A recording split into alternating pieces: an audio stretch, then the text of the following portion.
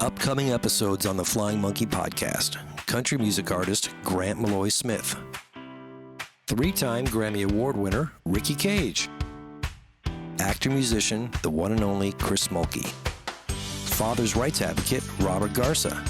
And new episodes of Parent Stories. Go to flyingmonkeypodcast.com and select your favorite social media site to join us. Subscribe to us on YouTube and Rumble.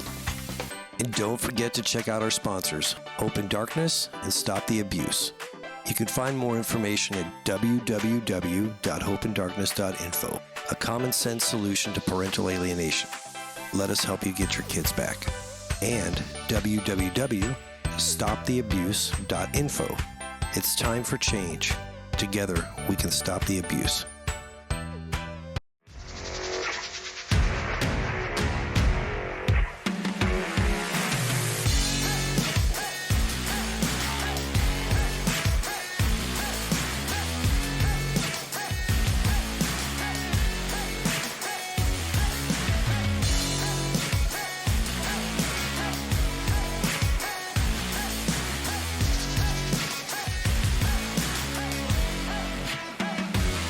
You're watching the Flying Monkey Podcast with your host, Tommy Morrison. Well, hello, everybody. Welcome back to another episode of the Flying Monkey Podcast. Today, we have a very special guest with us, Robert Garza. He's here to talk to us today about what is being called the national and I would even say international crisis affecting hundreds of millions of children and parents worldwide. He's a parents' right advocate and part of the nonprofit called Texans for Judicial Accountability. He is also an expert in false allegations, and he works and fights extremely hard for others to help make a change and help them fight the problems of the family court system. He's done countless interviews. He's been on the Dr. Phil show. He was also in a movie that I just recently saw that is pretty amazing called We the Parents. He's met with senators, a president, other legislative representatives in Washington, D.C., and in his home state of Texas. And he's been calling for change and making change and walking the walk and talking the talk. And just want to welcome to the show, Robert. Thank you for coming on. How are you doing today? I'm doing great. Thanks for having me. Good. Yeah, I've been staying really busy with all that stuff and legislation. And, crazy part is I was just like anybody else. So one of your listeners, I was just a dad that found that the system needed to change.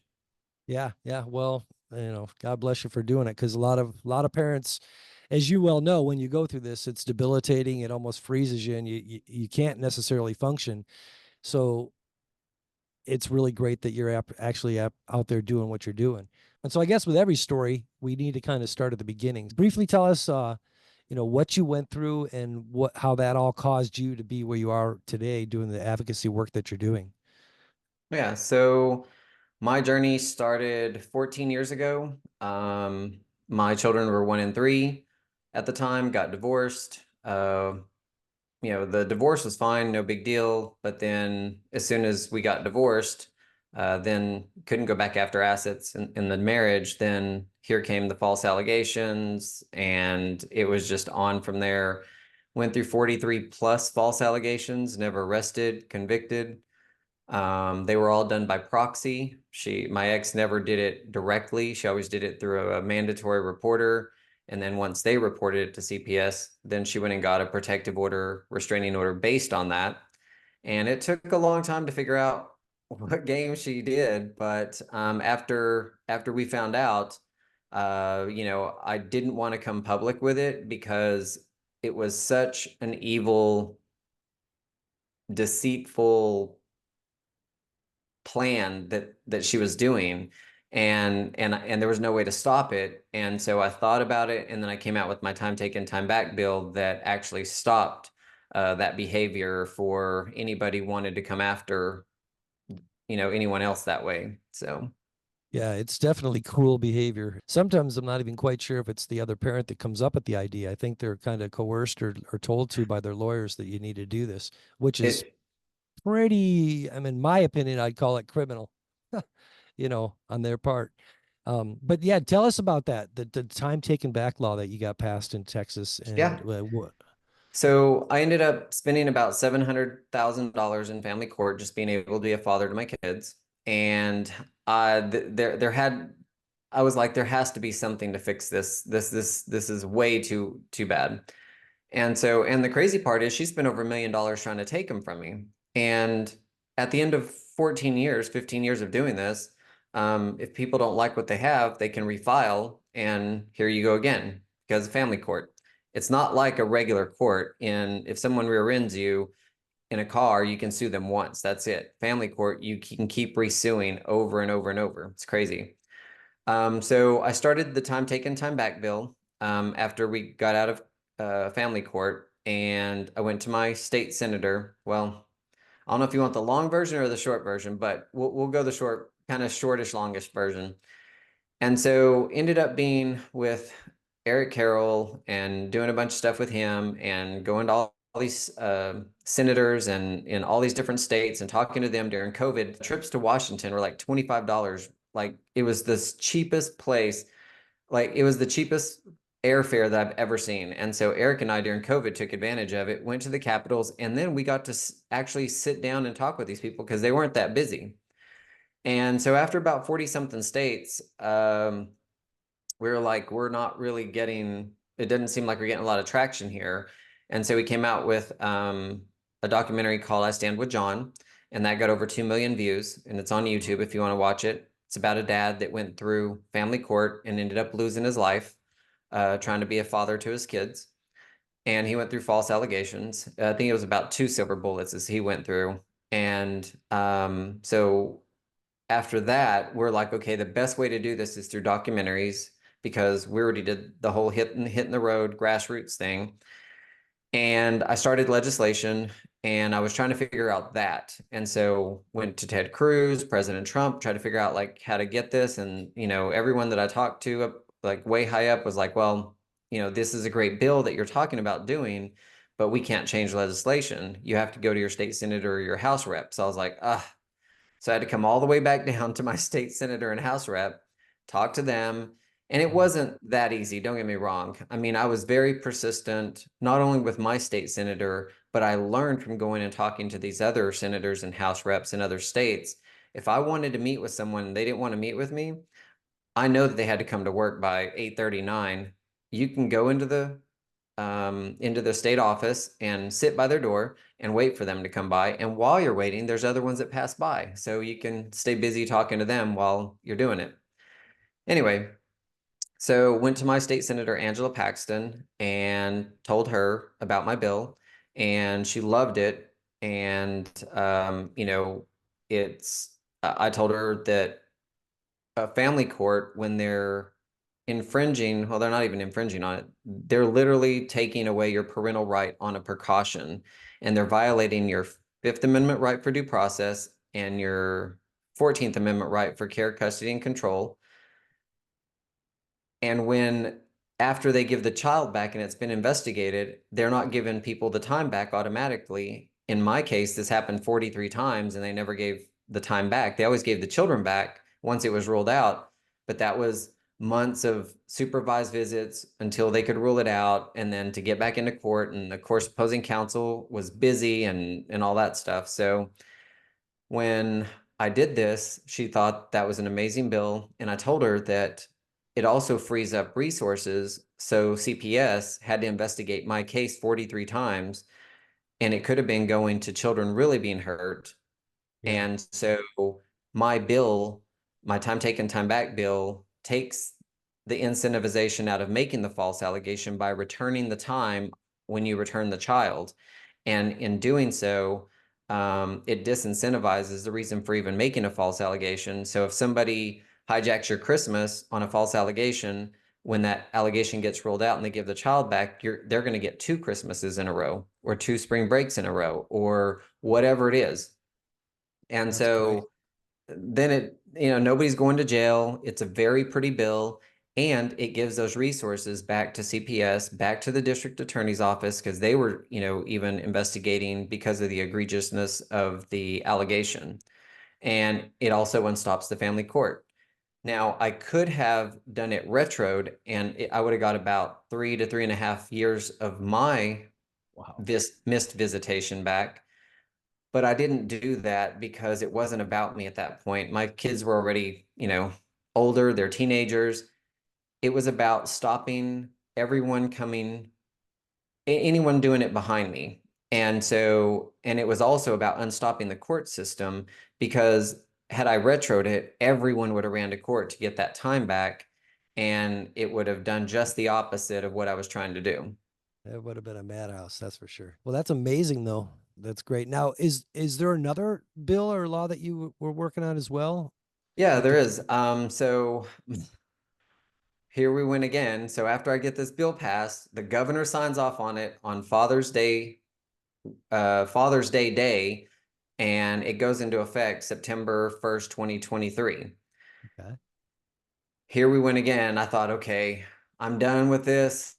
My ex is going to do any more things. I'm good. And sure enough, now she didn't try false allegations. Now she just did custodial or interference with child custody. And so she just did it this year. And so that was in March. And I was like, okay, how do I stop this one from happening? Because I filed, in court and did that whole thing, and it's a civil matter and da da da. And so I went through the whole process and I figured out, okay, how can I stop this from happening? And so the way I can stop it, it's a state jail felony in every state, but prosecutors don't prosecute for it because they say that, well, we don't know if it's the first time, the second time. So I was like, okay, I got it. I get it. You don't want to put a parent in jail for hijacking someone's 2 days and now they have a state jail felony on their record. Okay. So what I ended up coming up with is a 3-strike policy. And the first time the cop goes out, he gives a $500 fine. The second time he goes out, another $500 fine. And the third time they go out, it's a state jail felony. Already what it is now, but now the DA doesn't have an excuse because there's a track record of 2 times that they've did this prior. So I took their excuse out of the equation. And I also took them doing anything out of the equation by having the policeman, when he goes out there, instead of saying it's a civil matter. And just so you know, for all your viewers, it's not a civil matter. It's only a civil matter if you file in family court. That is when it's a civil matter. If you file a police report, then it becomes a criminal matter. And so every state is a state jail felony. You just have to know how to prosecute for it. So the way that you prosecute for it is that you tell the policeman that you need to file a police report for a criminal matter. And so they have to, by law, take the report. Then that report goes to a detective in their youth division to find probable cause. Once he finds probable cause, because he will, it's a black and white issue. They either showed with the kids or they didn't. Then the detective turns it over to the district attorney's office. Then the district attorney's office gives it to the grand jury. Then the grand jury indicts or not indicts you. And they usually will indict you if it gets that far because it's a black and white issue. It's not, it's not just a whatever. But all those resources and all that time is going to take you 6 months of all these other people when you can just solve it with my bill, which is when the policeman goes out, he gives the fine of $500 and it's solved. Next weekend that you have the kids, if they do it again, $500 fine. The third time, I can almost promise you there won't be a second or a third time. That first, even the policeman coming out there and saying, hey, like, hey, are you gonna give them the kids or not? As Yeah. soon as he puts that pen on that paper, here's the kids. Done. Great. Problem solved. This is the only tool that every law enforcement person has to do something with custodial interference. There is no other tool that an officer has right now, as it stands in any state that I know of. Now, the other thing that it saves is, besides all those resources in the district attorney's office and the policemen, detectives, and stuff, is that the $500 fine goes to the municipality, so they're incentivized to do it. That's great. I mean, it's just it's smart, it's simple, it's to the point, and it solves the problem. I've talked to sheriffs in a bunch of different counties, and they said every first, third, and fifth weekend they have to hire more staff because they know that there's going to be calls that they go out to. So this will actually save a lot of money for the county paying these officers every first, third, and fifth weekends to go to staff that many more people. So this is going to be a huge savings for not only the county, but it's also going to make them money. It's going to stop the games. And I hope and pray that nobody gets a $500 fine or goes to jail or gets a state jail felony, and they just do what they're supposed to. Yeah, yeah. And that all that does is it benefits the kids, and which benefits society as a whole, because that's the whole problem here. If you get to the point of it, it's I mean, it's crimes against humanity what's going down in these It courts is. and the way they're treating children. And it's damaging the family unit, it's destroying it, which destroys society, because when you have children that are affected by this, because they're put in every statistical risk category from not having a parent in their life, Correct. and then So yeah, it just snowballs into this total chaos. yep. Yep. I was able to do a CLE class last week, which is continuing education classes for lawyers and judges in Austin, Texas. And so there was three people, three speakers. I was one of them.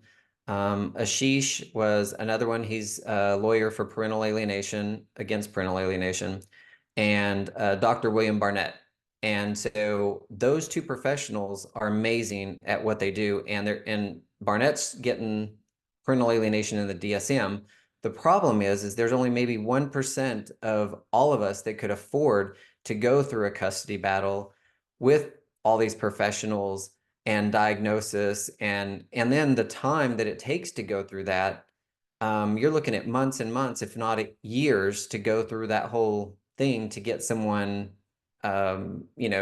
diagnosed as parental alienation or an alienator. And my bill stops the allegation or stops everything before it starts, because you have the time taken, time back bill that'll stop them before the allegation.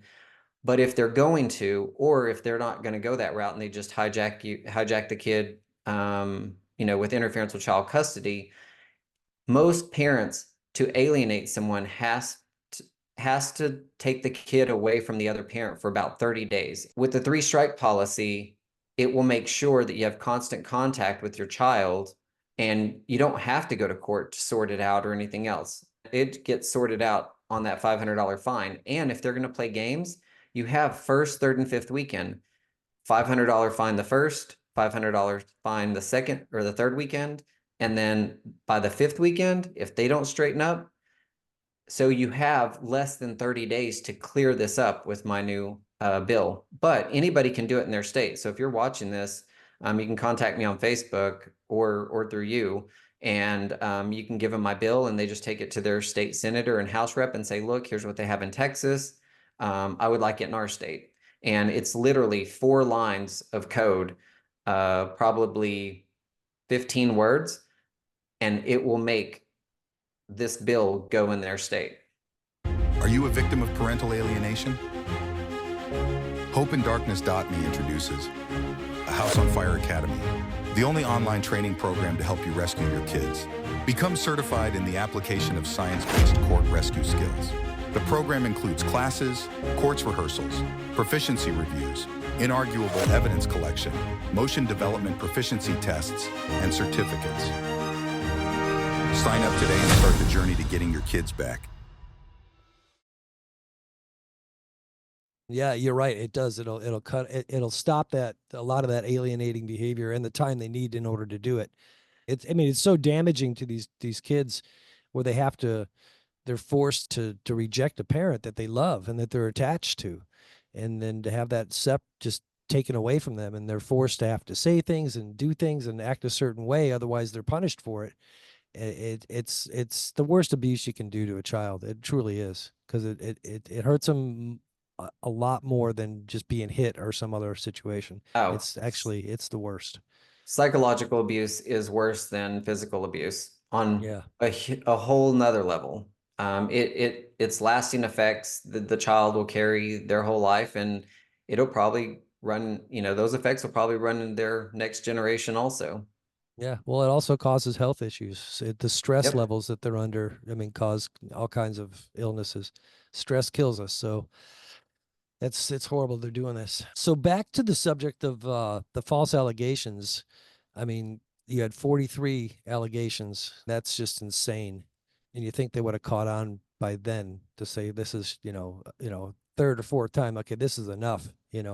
But so when someone's accuses a parent, falsely of something, what would be like the steps, or I don't know, what would be your advice in order for the parent to, what Sure. steps to take, what to do? Like what happens when someone says something that totally insane about you, that's untrue, with no facts, never happened?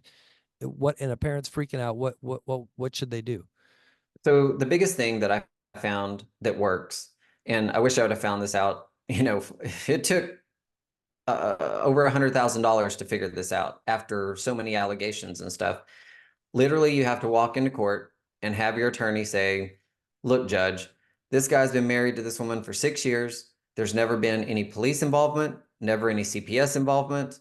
If you have older kids, there was never any CPS involvement with any of those kids. If you don't have kids, then if you were able to even have those kids for 1 to 3 years, there was never any CPS involvement until you filed for divorce.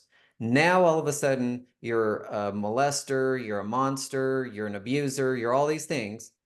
But before that date, there was no police involvement or CPS involvement. That is a major telltale for a court. If you could just go in there and just say that, that'll cut your losses very fast. That's great advice. You're making change. Made huge strides and changed the system, and with these bills that you're getting passed, and that's amazing. Thank God we have you doing this. All of us alienated parents. It's amazing.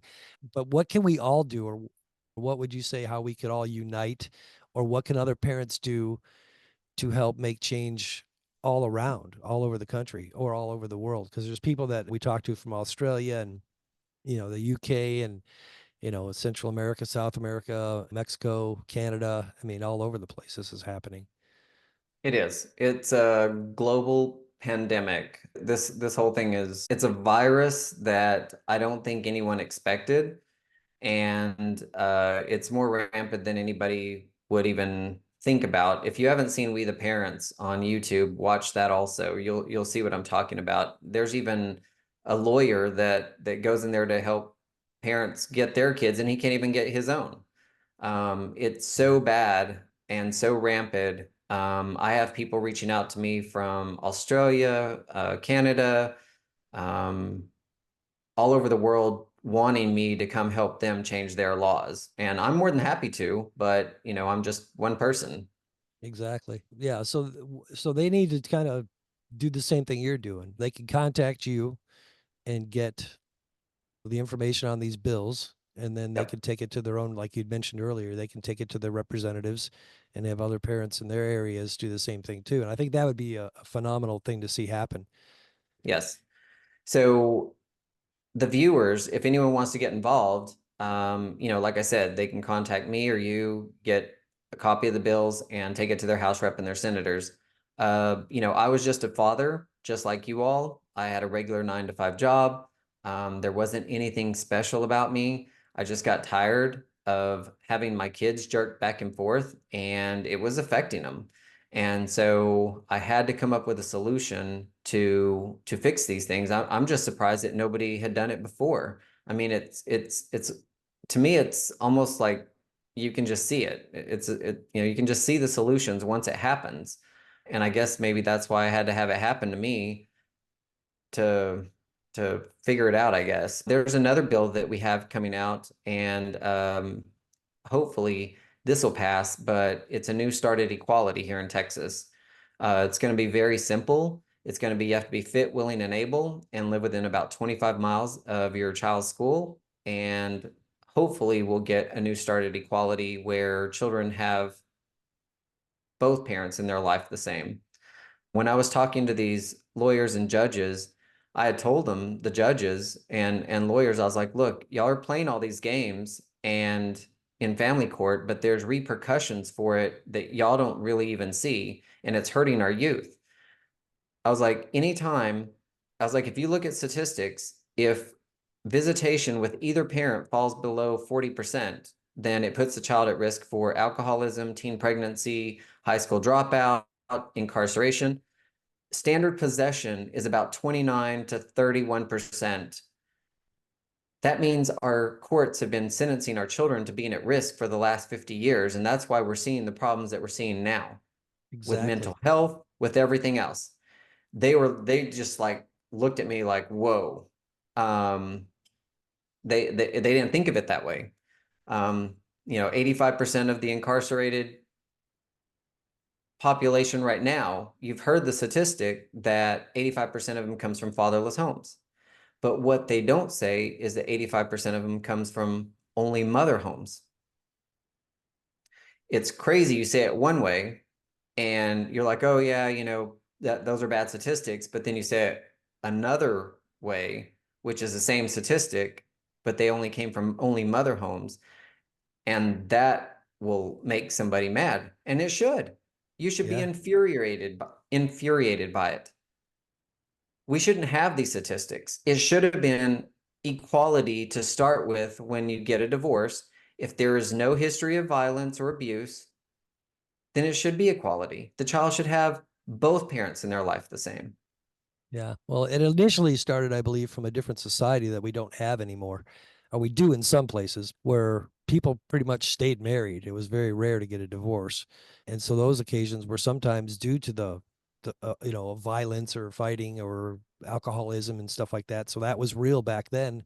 And then women took care of the home. They worked, but they worked hard at home, taking care of their family, raising the kids and doing everything to keep the family running in the household. And that's a huge job. And so then they didn't have an income. So that's kind of, I think, where they started with these ideas, but they didn't realize that society's completely changed the way they've got us all working 2 jobs each to try to pay the rent. So it's a whole different ballgame now, and it doesn't apply to today's situations. So, Well, it didn't start out like that. So back in the 80s, I don't know if your viewers know about where child support came from. Do you? oh, Like, child support. Okay. yeah. No. So back in the 80s, Ronald Reagan was married to someone else, and he was the governor of California. She wanted a divorce, and so she made false allegations against him.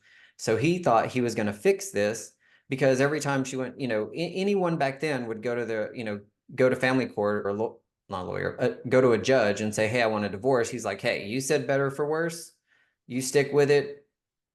That's it. You weren't out of it unless there was family violence. So she made false allegations against Ronald Reagan. When she did that, he almost lost everything because he was like, wait a minute, I'm going to save everybody from this. I'm going to do no fault divorce. And if somebody wants to get a divorce, they can get a divorce. They don't need to do what was done to me. He thought he was doing something good, but he was so well liked that his bill ran through all the states very fast. And when this happened, everyone started getting divorced. So the government, all these women, they were getting divorced, didn't have an income. So they were getting on Section 8 housing, food stamps, Medicaid, Medicare, and it was taxing the US government. So the government said, hey, I'll incentivize the states to collect this child support. We'll give a percentage for you to collect it. In Texas is 66% on the dollar. So if I send in $1,000, they get from the government 66% of it to repay, for these resources. So the other part with it, and it was kind of smart if you think what they were doing, they were trying to do something okay. And so when they were doing this, what they were doing is by incentivizing the man to pay the child support, then it was you had to have a threshold that they met. And because back then, whatever that threshold was so low that the child support put them above that threshold, then they couldn't get government assistance. So the only reason for child support to start out with was to pay the government back. And if you were at risk at being on welfare, that was the only reason that you got put on child support. And so when the government or when the state started seeing all this money coming in from collecting it, they're like, wait a minute, this is a good deal. That's where it went wrong. Then as soon as everyone got divorced, now everyone's put on child support. It was never meant to help the family or to help a child. It was meant to pay the government back and to keep people off of government assistance. That was the only reason for child support. That's crazy. All right, Robert. Well, I really want to thank you so much for coming on today and sharing your knowledge and what you're doing with your advocacy. You're helping a lot of people, and I think it's great. And love to have you back again sometime soon. So hopefully we can do that. But Thank before you. you say we close off here, is there anything you want to add, like where people can find you, or a website, or a Facebook page, or something where Yeah. you'd want people to go to? Yeah, I don't do a lot of social media, but if you go to Facebook, you can find me under Robert Garza. I'm on there. You can search Texans for Judicial Accountability on Facebook, and you can find me that way also. Other than that, I just stay busy trying to help in a bunch of advocacy groups. If you're going through this, you can go to Dad Talk Today support group. They're a pretty good advocacy group that you can join if you're going through family court and new to this. Watch We the Parents. That's an amazing movie. It's on YouTube and it's free. And if you're going through this, I would suggest giving that movie to all of your relatives. That way they understand what you're going through, because you're not going to be able to understand. They're not going to be able to understand what you're going through. Yeah, no, you're right. You're right. They don't get it. So, all right. Well, thank you so much again, Robert, and good luck with all you're doing, and keep fighting the good fight, because there's millions of people that need it, and you're doing great. So thank you very much for what you do. Thank you. Thanks for watching the Flying Monkey podcast. Like, follow, and subscribe to our social media sites on Facebook, X, YouTube, Rumble, TikTok, and Truth Social. You can also go straight to our webpage at www.flyingmonkeypodcast.com.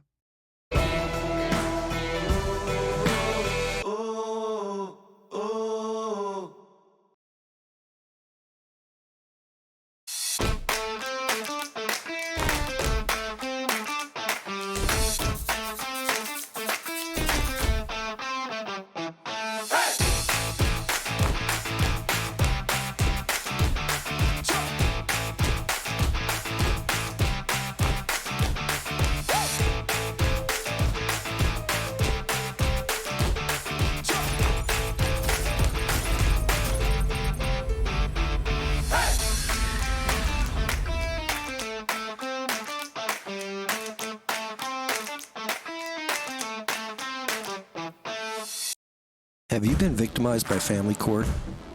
Are you suffering parental alienation? It's child abuse, and it's domestic violence by proxy. Are you stuck drowning in legal and mental health bills? Get off the treadmill, escape the trap. With over 10 years of research, thousands of parent interviews and case studies worldwide, we have developed a system that works to help you get your kids back. Join the movement now. HopeInDarkness.info, StopTheAbuse.info, AlienationAcademy.com, and TheFlyingMonkeyPodcast.com. It's time for change, and it's time to stop the abuse. Go to tinyurl.com/stop-parental-alienation.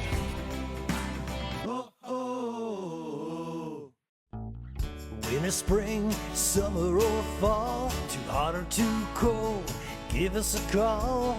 We're always here to service your needs. We treat you like family at Mountain Breeze. Heating and air conditioning, set your mind at ease with Mountain Breeze.